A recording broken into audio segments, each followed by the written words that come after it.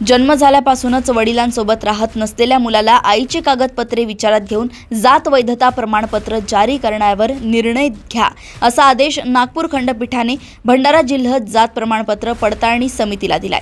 याकरिता समितीला 20 फेब्रुवारीपर्यंत मुदत देण्यात आली। मुलाचे आईवडील त्याच्या जन्मापासूनच विभक्त झाले, त्यामुळे तो जन्मापासून आईसोबत राहत आहे। वडिलांचा त्याच्या पालनपोषणाला काहीच हातभार लागला नाही। आईनेच कष्ट करून त्याला लहानाचे मोठं केलंय, उच्च शिक्षणाकरिता पात्र केलंय। मुलाचे वडील मध्य प्रदेश तर आई महाराष्ट्रातील रहिवासी आहे। दोघेही लोहार जातीचे असून ही जात या दोन्ही राज्यांमध्ये भटक्या जमाती प्रवर्गामध्ये मोडते। असे असताना वडिलांच्या जातीची कागदपत्रे सादर केली नाही, या कारणामुळे जात प्रमाणपत्र पडताळणी समितीने मुलाला लोहार भटक्या जमातीचे वैधता प्रमाणपत्र नाकारले। 9 डिसेंबर 2021 रोजी हा वादग्रस्त निर्णय जारी केला। परिणामी मुलाने उच्च न्यायालयात याचिका दाखल करून या निर्णयाला आव्हान दिले।